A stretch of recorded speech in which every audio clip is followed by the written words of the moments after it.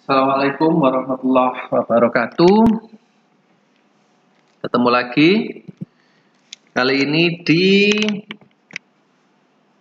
materi lanjutan dari video sebelumnya, persamaan diferensial yang kemarin. Sekarang kita ke persamaan diferensial biasa, tipe terpisah dan persamaan linear. Apa itu? Kita bahas habis ini. Nah, kemarin di video sebelumnya kan kita punya persamaan diferensial. Apa itu persamaan diferensial kan? Ada dua jenis, yaitu biasa dan parsial kemarin kan ya. Kapan dia biasa? Kalau fungsi yang tidak diketahui bergantung pada satu variabel. Kapan dia jadi PD parsial? Kalau fungsi yang tidak diketahui bergantung pada lebih dari satu variabel, gitu ya. Bisa 2, 3 dan seterusnya. Oke. Nah, yang kita bahas adalah PD biasa.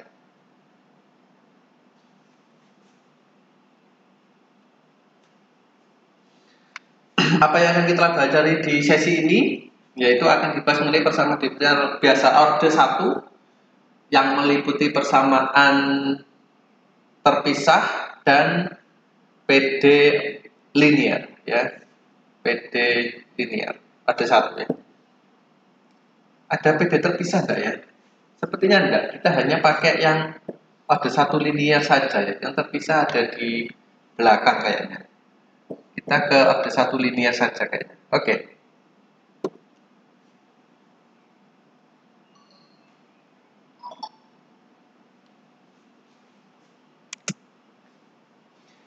Capaian pembelajarannya setelah mempelajari materi berikut, diharapkan mahasiswa mampu untuk mendefinisikan PD biasa orde 1, kemudian mengklasifikasikan persamaan diferensial orde 1. Nanti ada banyak, yang di sini adalah yang dibahas adalah yang linear ya. Yang linear, kapan suatu PD orde 1 dikatakan PD linear, kemudian menyelesaikan masalah nilai awal, kemudian menggunakan metode faktor integrasi untuk menyelesaikan persamaan diferensial biasa orde 1 linear. Jadi yang akan kita bahas adalah yang linear untuk di sesi ini ya. Jangan sebelum kita memulai materi, saya ambil dari hadis yang diriwayatkan oleh Bukhari, hadis nomor 52. Semua perbuatan bergantung niatnya, dan balasan bagi tiap-tiap orang bergantung apa yang diniatkan. Barang siapa yang hijrahnya karena Allah dan Rasulnya, maka hijrahnya adalah kepada Allah dan Rasulnya. Barang siapa yang hijrahnya karena dunia yang ingin digapainya, atau karena seorang perempuan yang ingin dinikahinya, maka hijrahnya adalah kepada apa yang diniatkannya. Ya, jadi segala sesuatu bergantung pada niat ya, segala sesuatu bergantung pada niat. Kalau di matematika itu kita punyanya transformasi ya. Jadi kalau kita punya suatu kalau di geometri misalkan suatu garis gitu ya, atau suatu titik, atau suatu segitiga atau sebarang gitu ya. Kemudian barangnya sama, misalkan kita punya ruas garis gitu ya, A, B. Kemudian dikasih treatment berupa ada rotasi, maka dia akan berubah menjadi R-aksen misalnya. Jadi awalnya AB oleh rotasi dia berubah menjadi R-aksen. Nah, bisa ditransformasi yang lain, dia didilatasi, AB didilatasi, maka dia akan menjadi D-aksen. Artinya AB bisa menghasilkan bermacam-macam bergantung pada transformasi yang kita berikan. Nah, kalau di sini ini adalah niatnya. Ini adalah niatnya. Transformasi yang apa yang akan diberikan itu adalah niatnya. Hasilnya bergantung dari niat atau bergantung dari transformasi apa yang diberikan, gitu ya. Jadi, meluruskan niat adalah tumpuan untuk konsisten memperbaiki diri. Artinya kalau kalian kuliah, niatnya ini perbaikan diri. Dari yang belum tahu menjadi tahu, dari yang sudah tahu menjadi ahli. Gitu kan? Dari yang awalnya biasa saja menjadi luar biasa, dan seterusnya. Intinya adalah perbaikan diri. Ya, segala sesuatu harus diniati untuk perbaikan diri. Ibadah di sana ya. Jadi hijrahnya karena Allah dan Rasulnya. Oke. Persamaan diferensial biasa orde 1. Masih ingat persamaan diferensial biasa orde N? Kita punya dua bentuk ya, yang sama sebenarnya. Jadi kita punya suatu fungsi dalam T, Y aksen, Y double aksen, dan seterusnya sampai Y turunan ke N sama dengan 0 gitu ya. Atau bisa ditulis Y turunan ke N sama dengan suatu fungsi dalam T, Y aksen, dan seterusnya sampai turunan ke N-1 gitu ya. Nah, kalau persamaan diferensial orde 1 artinya N di sana sama dengan 1 gitu ya. N di sana sama dengan 1. Jadi turunan ke 1. Bentuk umumnya adalah itu. Karena tadi Y turunan pertama dia adalah fungsi dalam T, Y. Ada Y aksen di sini? Tidak ada karena sudah ada di sana kan. Nah, begitu. Oke. Jadi berdasarkan bentuk umum dari persamaan diferensial orde N. Jadi bentuk umumnya adalah itu, Y aksen sama dengan DY dt boleh sama dengan suatu fungsi dalam T dan Y, dengan F adalah fungsi yang bergantung pada T dan Y, T-nya adalah variabel bebas, Y-nya bergantung pada variabel bebas T. Sebarang fungsi Y sama dengan GT yang memenuhi persamaan itu untuk semua nilai T pada interval yang ditentukan di awal, maka dia adalah solusi. Ya. Jadi suatu fungsi Y sama dengan GT yang menjadikan persamaan ini bernilai benar, maka dia dikatakan penyelesaian. Yang kemarin kita sudah punya Y double aksen min Y sama dengan 0. Misalkan dia ada 2 kemarin kan. Y sama dengan E pangkat T adalah solusi. Kenapa? Karena ketika kita substitusikan ke sana dicari turunan keduanya apa? Tetap E pangkat T kan. Turunan kedua dikurangi Z sama dengan 0. Dia menghasilkan sesuatu yang benar. Maka ini adalah solusinya. Penyelesaian suatu PD biasa ada 2 macam, yaitu penyelesaian umum dan penyelesaian khusus. Kenapa kok ada umum, ada khusus gitu ya? Oke, masih ingat dengan integral?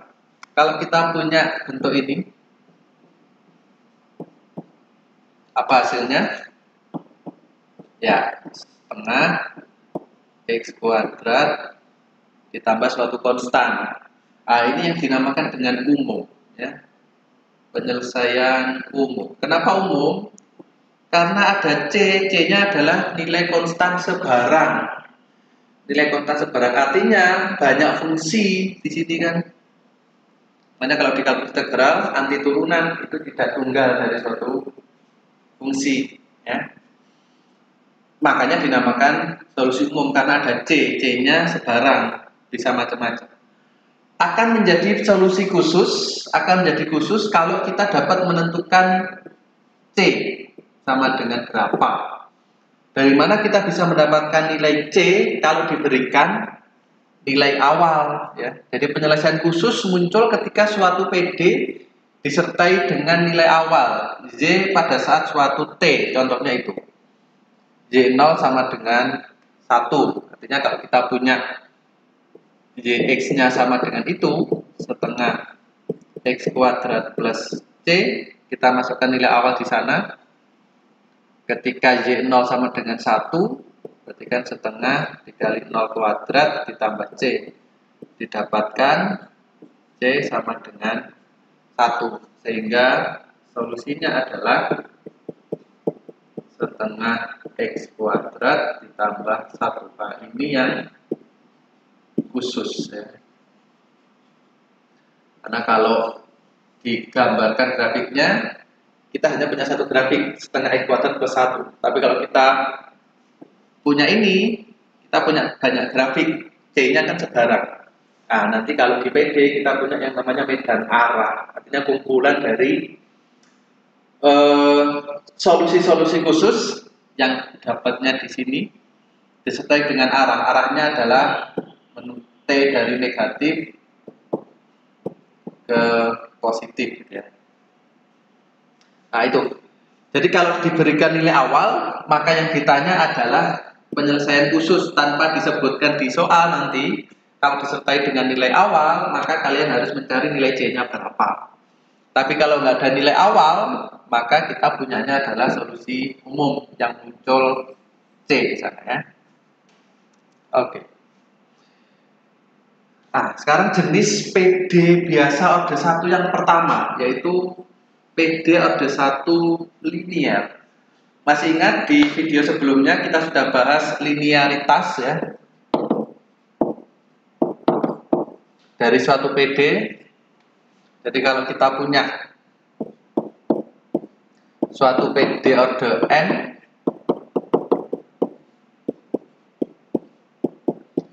dia dikatakan linear kalau persamaan itu dapat dinyatakan sebagai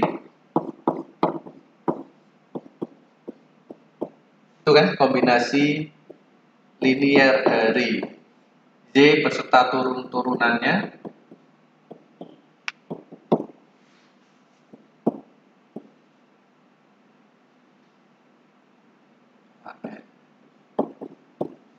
ya, sama dengan suatu fungsi dalam Oke. Nah, kalau kita bisa menyatakan sebagai bentuk itu, maka dia adalah linear. Nah, sekarang kasusnya adalah di orde 1. Artinya kita punya fungsinya adalah fungsi dalam T, Y, dan Y aksen. Artinya kalau analog seperti itu, kita bisa nyatakan dia sebagai A0 T Y aksen ditambah A1 T Y gitu ya. A1 T Y sama dengan suatu fungsi dalam T. Nah, ini adalah bentuk umum dari PD orde 1 linear. Jadi kalau kita bisa menyatakannya seperti itu, A0T Y aksen ditambah A1T Z sama dengan suatu fungsi dalam T, maka dia adalah PD orde 1 linear. Koefisiennya, ini koefisien berupa fungsi sebarang, dia tidak harus linear ya, sebarang. Bisa T kuadrat misalkan, bisa sin T, bisa E pangkat T, dan seterusnya ya. Asalkan di sini berpangkat 1, tidak ada perkalian antara Y dan Y aksen gitu ya. Oke. Nah, jika fungsi F yang tadi ya, persamaan 1 linear pada variabel tidak bebas Y dan turunannya. Jadi persamaan 1 tadi bunyinya Y aksen sama dengan suatu fungsi dalam T dan Y ya. Jika F-nya itu linear terhadap itu, dimisalkan itu F-nya, dimisalkan ini, maka kita punya bentuk itu ya. Jadi bentuk ini menjadi bentuk itu. Y aksen sama dengan FTY dengan F-nya itu, sehingga kita punya itu. Y aksen plus PTY sama dengan QT. Atau kalau kita punya bentuk yang sebelumnya, yang ini, jadi A0 T Y aksen plus A1 T Y sama dengan FT. Kalau kita bagi, ini kan syaratnya A0 tidak sama dengan 0 kan ya. Kalau A0 nya sama dengan 0, dia nggak jadi PD. Karena kan yang memuat Y aksen dia habis, ya kan? Nah, karena nggak nol, kita bagi kedua ruas dengan A0T sehingga kita punya Y aksen ditambah A1T per A0T Y sama dengan FT per A0T, kan gitu. Nah, sama untuk itu. Sehingga di sini PT-nya sama dengan itu A1 per A0, QT-nya sama dengan FT per A0, gitu ya. Oke, nah seterusnya kita akan menggunakan bentuk di persamaan dua ini. Y aksen plus PT Y sama dengan QT. PT-nya fungsi dalam T, QT-nya fungsi dalam T, Y dan Y aksen adalah fungsi dalam T juga. Jadi kalau kita punya PD berbentuk ini, dia adalah PD order 1 linear. Ya, PD order 1 linear. Nah, sekarang bagaimana menyelesaikan PD order 1 linear, gitu kan? Ini ada beberapa contoh dulu. Contohnya itu, Y aksen plus 2Y sama dengan 1. P-nya berapa? 2. Q-nya 1. Ini P-nya 1. 1 di sana, Q-nya E pangkat T. Ya, oke. Ilustrasi dulu sekarang. Kita punya bentuknya adalah itu.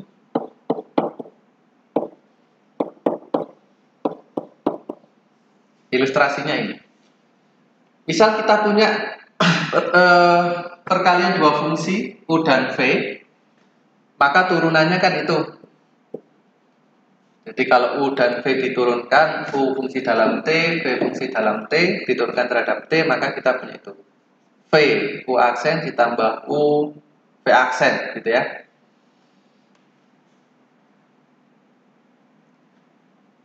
Nah, dari situ akan ditentukan suatu fungsi mu di sana, sedemikian sehingga kalau mu dikalikan ke persamaan 2, ini persamaan 2-nya. Kalau mu kita kalikan ke persamaan 2, maka ruas kiri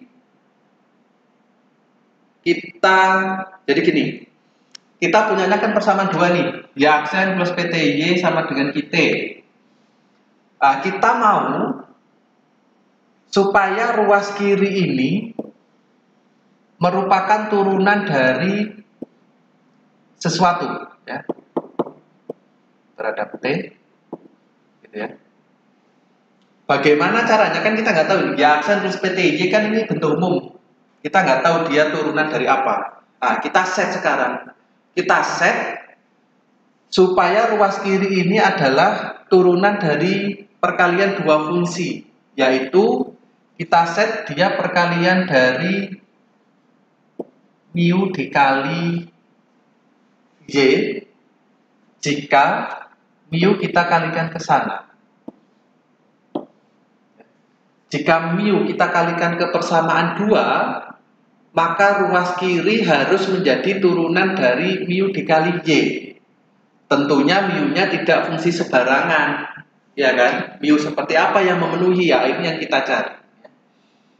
Ini yang kita cari. Sehingga ini akan menjadi mu Y aksen plus mu PTY sama dengan mu kali Y.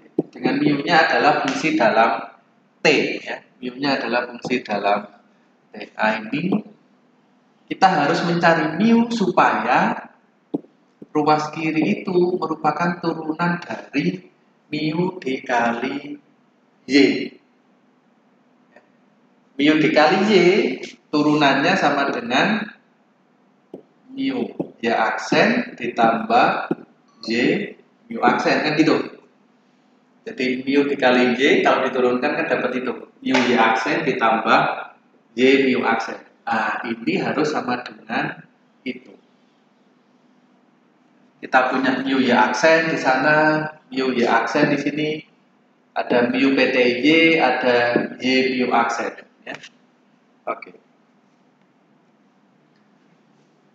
Oke. Jadi kita punya itu. di persamaan awalnya ketika dikalikan mu kita punya mu Y aksen ditambah mu PTY. Di settingnya kita punya turunan dari mu kali Y, yaitu mu Y aksen ditambah Y mu aksen. Ini sama, kita bisa cancel di sana. Yang kita punya adalah itu, mu PTY sama dengan Y d mu dt, gitu ya. Sehingga kita punya Y dikali d mu dt sama dengan mu PTY, oke. Bisa enggak kita cancel Y di sini sehingga kita punya bentuk itu? Bisa enggak langsung dicoret gini? Bisa enggak? Bisa, asalkan Y tidak 0, ya. Asalkan Y tidak 0. Apakah Y tidak 0? Belum tentu, ya. Belum tentu Y tidak 0. Sehingga kita punya bentuk, kalau ini saya nyatakan dalam begini, Y mu aksen sama dengan mu PTY, gitu ya. Saya jadikan satu ruas, Y mu aksen dikurang mu kali P sama dengan 0, kan gitu. Nah, ini kemungkinannya dua, Y 0 atau mu aksen dikurang mu P sama dengan 0. P-nya di dalam T, mu-nya di dalam T. Nah, kalau kita ambil yang ini, memenuhi enggak Y sama dengan 0? Artinya untuk semua T di domainnya Y, ya, domainnya Y, T sama dengan Y. Apakah dia 0? Tentu tidak, karena bentuk di awalnya kan kita punya Y aksen ditambah PTY sama dengan IT. Kalau Y-nya 0, artinya Y aksennya apa? 0 juga.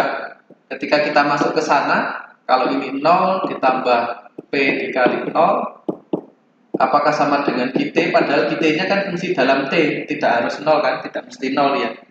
Artinya kita tidak pilih ini, ya. Yang kita pilih adalah yang itu, yang memenuhi mu aksen dikurang mu P sama dengan 0. Jadi kita punya itu, ya. Mu aksen dikurang mu P sama dengan 0, gitu ya. Salah ini. Mu ini ya. D mu per mu, salah. D mu per mu. Kan dari sini. D mu per mu sama dengan PT dt, gitu kan. D mu per mu.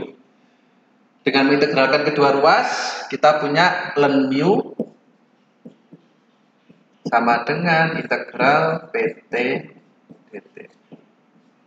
Nah, mu-nya sama dengan E pangkat integral PT dt. Ini yang disebut dengan faktor integrasi, yaitu suatu fungsi yang kalau kita kalikan ke PD1 linear tadi, maka ruas kirinya menjadi turunan dari mu dikali Y, yang didefinisikan seperti itu. E pangkat integral PT dt.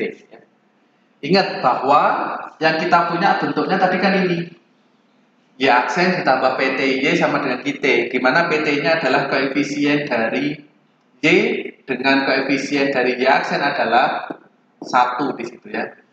Kalau nggak 1, maka harus dijadikan 1 dulu koefisien dari Y aksen. Misal di sini ada 2, maka semuanya harus dibagi dengan 2 supaya dia menjadi 1. Jadi harus dilihat dulu koefisien dari Y aksennya apa. Kalau belum 1, harus dijadikan 1 dulu ya. Oke. Sehingga kita punya tadi mu Y aksen ditambah mu PT Y sama dengan mu dikali QT tadi. Ini adalah turunan dari mu dikali Y.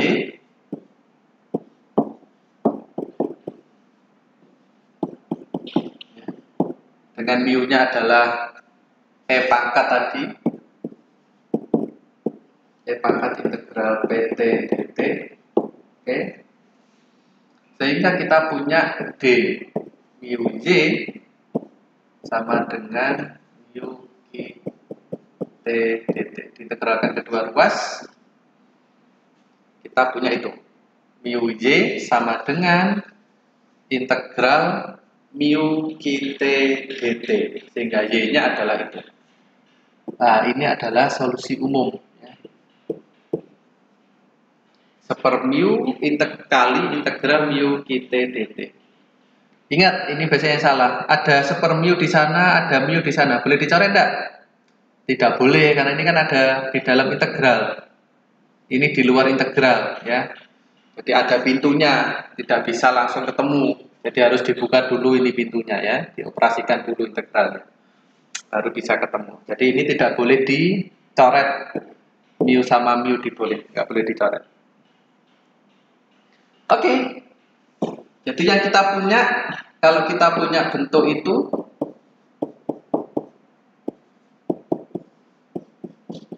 faktor integrasinya adalah E pangkat integral PT dt.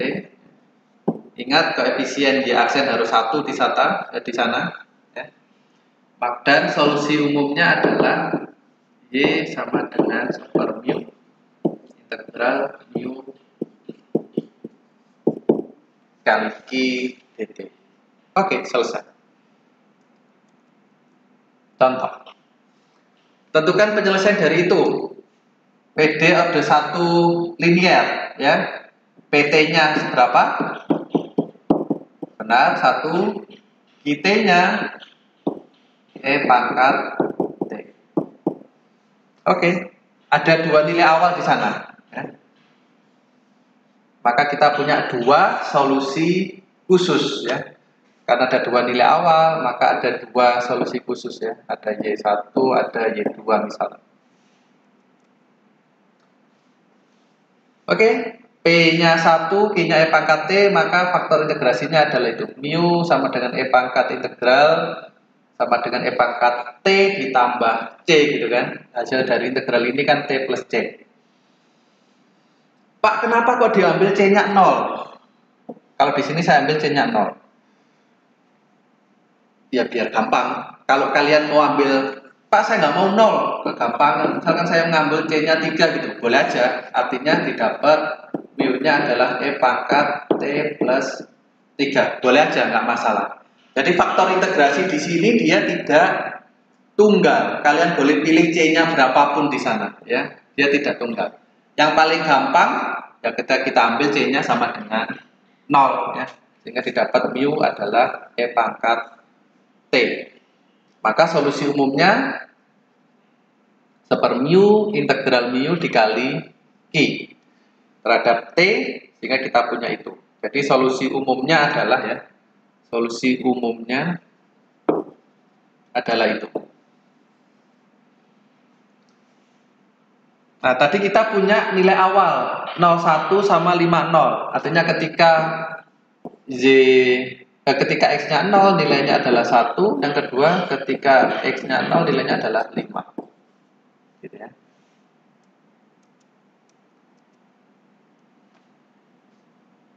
Ini adalah solusinya. Ini ketika melewati 5,0, yang ini ketika di 1,0, ya. Bagaimana kita mendapatkannya? Nah, dari sini. Untuk 1,0, salah. 0,1 apa 1,0 tadi? 0,1. Untuk 0,1, maka kita punya Y ketika 0 dia sama dengan 1. Kita kembalikan di situ. Dengan 1 sama dengan setengah E pangkat 0 ditambah C per E pangkat 0. 1 sama dengan E pangkat 0 adalah 1, C per E pangkat 0 sama dengan 1. Maka C-nya sama dengan setengah. Sehingga solusi khususnya adalah Y sama dengan setengah E pangkat T ditambah 1 per 2 E pangkat T. Ini untuk yang kasus 0,1. Nah, kasus 5,0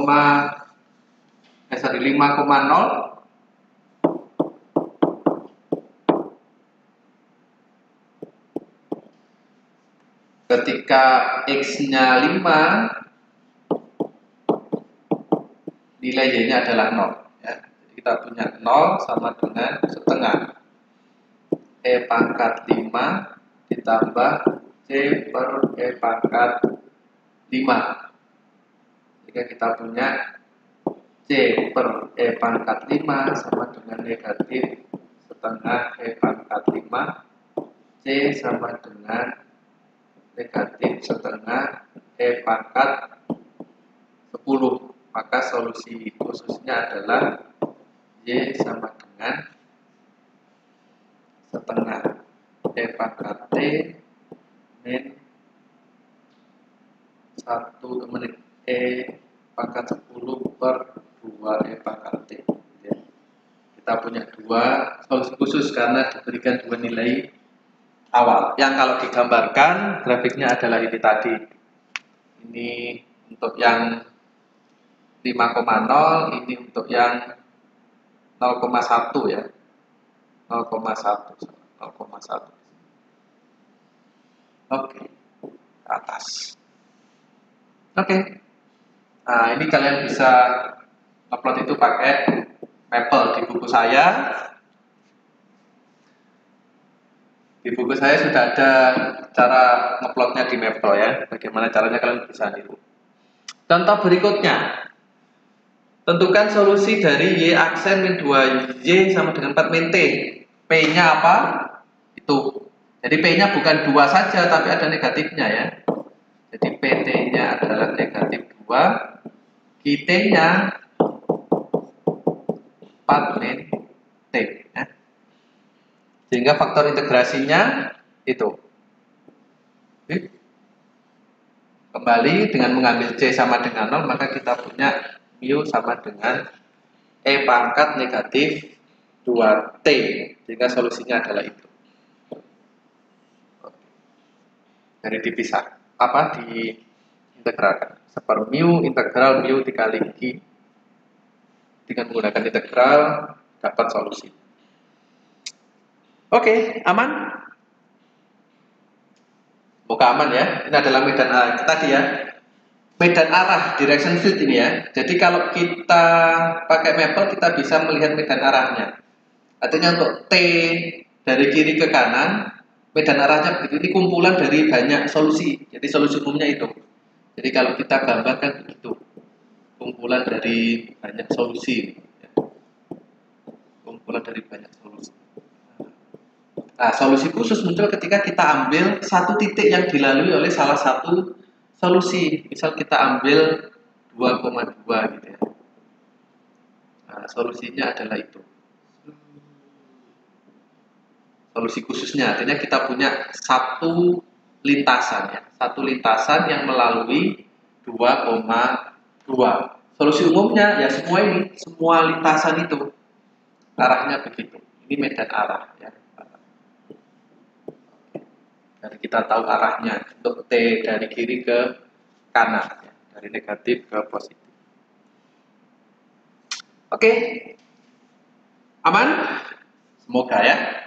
Jadi jika masih ada yang bingung atau ada beberapa penjelasan saya yang salah mungkin kalian bisa bertanya di kolom diskusi atau bisa komen di kolom komentar ya. Sebelum saya akhiri, sebagai kenang-kenangan, silakan kerjakan soal di buku saya, halaman 45, soal nomor 1, 2, dan 3. Silakan lihat mana yang merupakan PD biasa order 1 linier. Kalau linier, selesaikan dengan cara yang tadi, dengan mencari faktor integrasinya dulu, baru solusi umumnya. Oke, sebelum ditutup, jangan lupa klik tombol subscribe di sana ya. Bunyikan loncengnya, silahkan like, silahkan komen supaya saya bersemangat lagi untuk membuat video materi yang lain ya. Oke, sampai sini saya akhiri. Assalamualaikum warahmatullahi wabarakatuh. wabarakatuh.